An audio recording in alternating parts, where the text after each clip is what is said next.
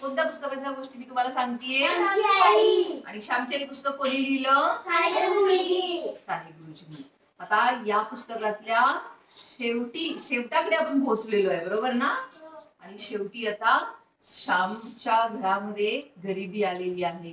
आणि मग गरिबी आल्यानंतर त्याच्या घरामधली अवस्था कशी झाली, त्याच्या आईची अवस्था काय झाली, हे सगळं आपण आता एका मागे गरिबी म्हणजे काय ते तुम्हाला माहिती पाहिजे. आणि मग तुम्हाला मागच्या वेळी काय सांगितलं?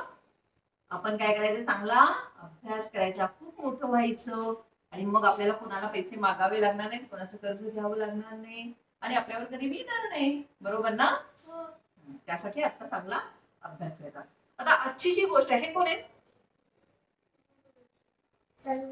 साने गुरुजी यांनी हे पुस्तक लिहिलंय, यांनी त्यांच्या लहानपणीच्या आठवणी लिहिल्या. आणि आता आपण इथे पोहोचलोय. आजची जी कथा आहे ती आहे 35वी कथा आहे. 35 नंबर. किती कथा आपण बघितल्या? 34 आपण कंप्लीट केल्या. आता ही 35. आता या गोष्टीचं नाव आहे, मग 35 चालू आहे ना. हे वित्तहीनाची हेटाळणी आपण मागच्या वेळी बघितलं. कर्ज घेतल्यामुळे कशी अवस्था झाली ते मागच्या वेळी बघितलं. आता आजची गोष्ट आहे आईचे चिंतामय जीवन. चिंतामय म्हणजे काय? चिंता म्हणजे काय माहितीये तुम्हाला?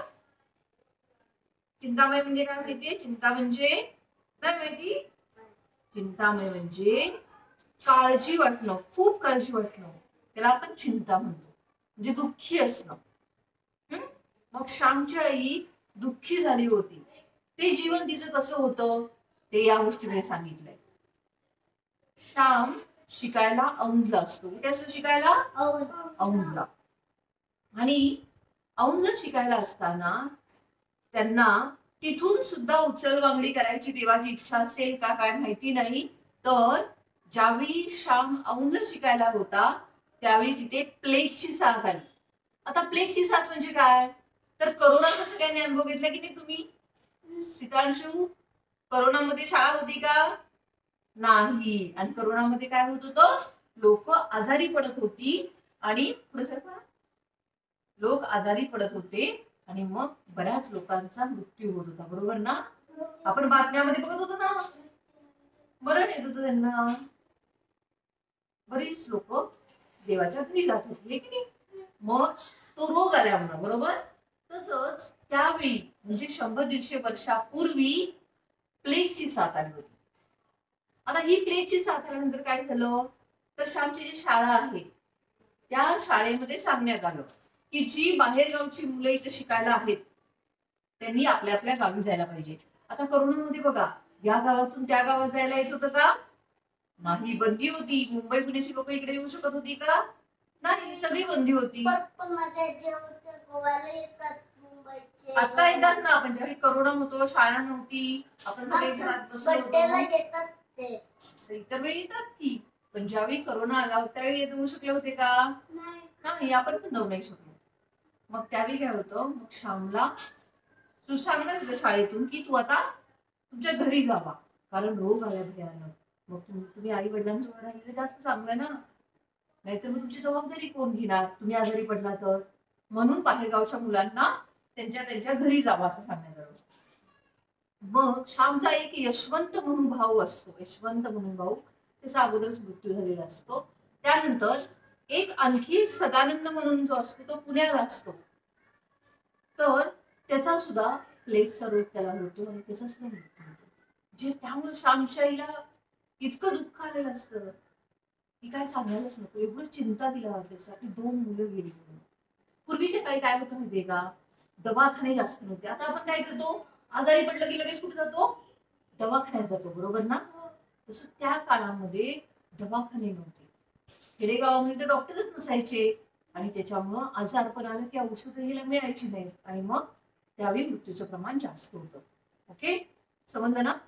मग अशामुळं श्यामची चिंतेमध्ये होती. आता तुम्ही मला सांगा, आता श्यामच्या आईला चिंता कोणाची असणार आहे? Correct, very good. यशवंत आणि सदानंद ही 2 मुलं तर गेलेली. मग आता श्यामच्या आईच्या मनामध्ये फक्त श्यामचा विचार होता, कारण श्याम दुसरीकडे शिकायला होता, औंध ठिकाणी शिकायला होता. एक तर गरिबीमुळं जवळ पैसे नाही. आता श्यामला त्याच्या आईकडे जायचंय, त्यासाठी त्याच्याकडे पैसे आहेत का? मग काय करायचं? श्याम विचार करतो की आता शाळेत नंतर सांगितले घरी जावा म्हणून आणि माझ्याकडे तर पैसे नाहीये. मग श्यामकडं जी पुस्तकं असतात आणि जी काही कपडे असतात अंगावर घ्यायची वगैरे, ती कपडे आणि पुस्तकं जी आहेत ती विकून घरी जाण्यापुरते काही थोडे पैसे श्याम मिळवतो. कसे तरी करून ते विकून कोणाला तरी देऊन सांगून की असा असं प्लेग आलाय आणि मला माझ्या घरी जायचंय, तर ही पुस्तकं आणि ही गोधडी माझी घ्या आणि मला 4 पैसे द्या, मला घरी जायचंय, माझ्या आईकडे जायचंय म्हणून. हा, असं करून मग श्यामला 4 पैसे मिळतात आणि श्याम घरी जायचं ठरवतो. ज्यावेळी श्याम घरामध्ये पोहोचतो, मग आईला म्हणतो, आई, श्यामचा आवाज ऐकून श्यामच्या आईला इतका आनंद होतो की लगेच श्यामच्या आई श्यामला भेटते. श्याम, आलास तू? डोळे लावून मी तुझी वाट बघत होती. इतकी मला काळजी वाटत होती की 2 मुलं तर माझी नाहीये आणि ईश्वर माझ्याशी परीक्षा का घेतोय की आता प्लेगची साथ आलीये आणि एक माझा मुलगा माझ्या जवळ नाहीये. त्याचा मला खूप काळजी वाटत होती आणि मी आतुरतेने तुझी वाट बघत होती आणि तू आलास हे बघून मला माझ्या मनाला खूप समाधान झालं. आणि मग आई काय करते, लगेच देवाजवळ जाते आणि गुळाचा तुकडा एक देवाजवळ ठेवते. म्हणजे श्यामच्या आईला खूप आनंद होतो, कारण ती प्रार्थना करत असते ना की माझा श्याम सुखरूप माझ्या घरी येऊ दे म्हणून. आणि ती प्रार्थना तिची पूर्ण होते, म्हणून देवाजवळ गुळाचा तुकडा श्यामची आई लगेच नेऊन ठेवते. मग श्याम काय करतो, कंटाळून आलेला असतो प्रवास करून. माहितीये तुम्हाला काय सांगायचं, बैलगाडीचाच प्रवास होता, गाड्या वगैरे आज जशा आहे तशा नव्हत्या. त्याच्यामुळे मग तो कंटाळलेला असतो. रात्री तो आईजवळ झोपतो, त्याला एवढं समाधान वाटतं. श्यामला पण खूप आनंद वाटतो की आपण आता आज व्यवस्थित घरी पोहोचलोय आणि आपण आपल्या आईजवळ झोपलेलो आहे. आणि मग श्यामला खूप आनंद होतो. मग काय होतं, 1 महिना जातो. 1 महिना गेल्यानंतर श्यामच्या वडिलांच्या मनात शंका येते की नक्की श्यामला एवढे दिवस सुट्टी आहे का श्याम काहीतरी चुकीचं करून आलाय घरी, असं मनामध्ये श्यामच्या वडिलांच्या शंका येते. मग श्याम आणि पुरुषोत्तम म्हणजे श्यामचा लहान भाऊ, माहितीये ना, पुरुषोत्तम साठी काय नेलं असं श्यामने एकदा, स्वतःचे पैसे साठवून कपडे, ड्रेस आणलेला असतो बरोबर. आणि मग श्यामसाठी त्याचे तो भाऊ जो आहे ना छोटा, त्या छोट्या भावाबरोबर श्याम आणि तो झोपलेला असतो. आणि तिकडे दुसरीकडे आई आणि वडील थोडस बोलत असतात. त्यात काय होतं, श्यामला थोडी जाग येते. पण जाग आल्यानंतर श्याम ऐकतो की आपले मम्मी पप्पा काहीतरी बोलतायत, ते कानावर पडतो श्यामच्या. तर श्यामचे वडील काय म्हणत असतात, श्याम, खरोखरच प्लेग आहे म्हणून श्यामच्या शाळेला सुट्टी आहे का काय, हा चुकीचं काम काहीतरी उद्योग करून इकडे घरी आलाय, मला समजत नाहीये. एवढे दिवस कशी शाळा सुरू होत नाही म्हणून. ईश्वर ऐकताय आता हे, श्यामचे वडील बोलले. ऐकतंय कोण? श्याम गपचूप मध्ये त्याला जाग येते आणि कानावर पडतो त्याच्या. आणि श्यामचे वडील कोणाला सांगतायत? श्यामच्या आईला. तर श्यामच्या आई म्हणते, अरे माझा श्याम असा कधीच करणार नाहीये, खोटं तर तो कधीच बोलणार नाहीये. श्याम शाळा बंद आहे म्हणूनच नक्की आला असणार. श्याम कधीच खोटा बोलणार नाही. श्यामच्या वडील म्हणतात, तू नेहमीच आपल्या मुलांची बाजू घेतेस, हा, तुला नेहमी तुझी मुलं चांगली वाटतात.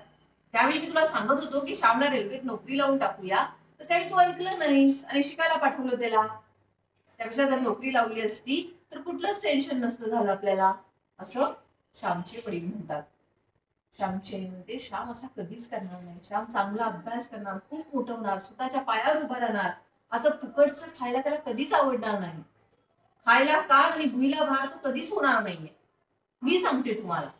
श्याम कधीच कुठं बोलणार नाही, असं आई श्यामची बाजू घेत असते आणि वडील असं बोलत असतात. श्यामने हे ऐकल्यानंतर श्यामला खूप वाईट वाटतं. कारण श्याम काय असं आलाय का, काहीतरी चुकीचं करून आलाय का श्याम? नाही, प्लेग आलाय म्हणून आलाय.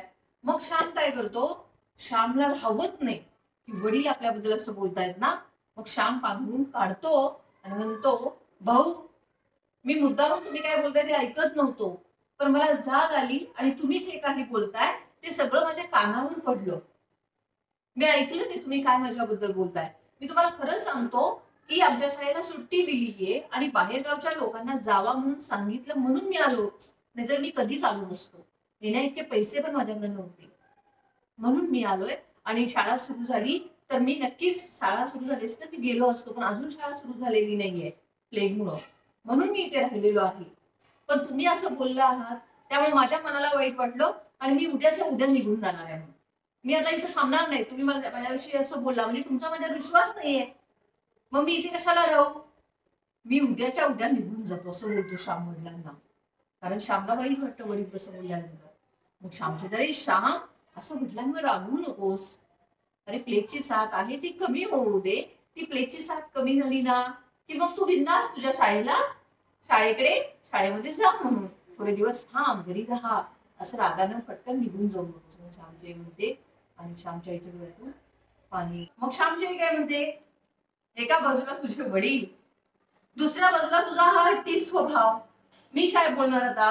तुला जर वाटतंय ना आता उद्या जायचं तर जा, मला काळजी वाटते, पण जिथे जाशील तिथे तू सुखी राहा, तुझी स्वतःची काळजी तू घे, कारण मी जवळ नसणार आहे तुझ्या.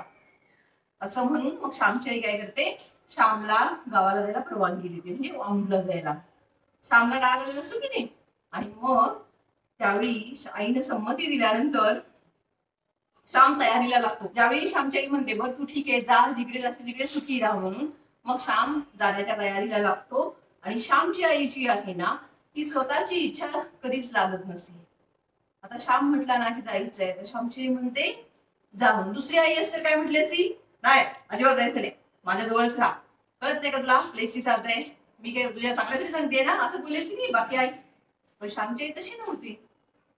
श्यामची आई त्याला मोकळी सोडलं, जायचं ना रे तुला तर तू जा, पण जिथे जाशील तिथे स्वतःची काळजी घेऊन राहा. म्हणजे श्यामच्या आईचं प्रेम जे होतं ते बांधणारं नव्हतं, तर ते स्वातंत्र्य देणारं होतं. तर त्या म्हणजे श्यामच्या मताला स्वातंत्र्य देणारं श्यामच्या आईचं हे होतं. ज्यावेळी श्याम जायला निघतो त्यावेळी श्याम आईच्या वडिलांच्या पाया पडतो आणि श्यामच्या पण डोळ्यातनं पाणी येतं. श्यामला पण वाईट वाटतं ना आता सोडून द्यायचं म्हटल्यानंतर. आणि ही जी भेट आहे, श्याम आता निघाला आणि ही जी आईची आणि श्यामची भेट आहे ती भेट शेवटची असते. आणि त्यानंतर ज्यावेळी श्याम येतो त्यावेळी श्यामची आई गेलेली असते देवाच्या घरी. त्यामुळं ही जी भेट आहे ती भेट श्यामची शेवटची भेट आहे. श्यामला याचं सुद्धा वाईट वाटतं. हट्टीपणा करून श्याम गेला ना, जर राहिला असता तर थोडा आईजवळ त्याला राहायला मिळालं असतं की नाही, पण हे नंतर त्याला समजतं. आता हे गोष्टी लिहिताना ते भूतकाळात अनुभव लिहितायत ना, मग आता त्यांना तसं वाटतं की जर आपण त्यावेळी हट्टीपणा केला नसता तर आपण आणखी राहिलो असतो घरामध्ये, पण आता ती वेळ निघून गेली. मग आणि मग श्याम औंधला शिकण्यासाठी पुन्हा निघून जातो आणि श्यामची आई पुन्हा काळजीमध्ये पडते ना.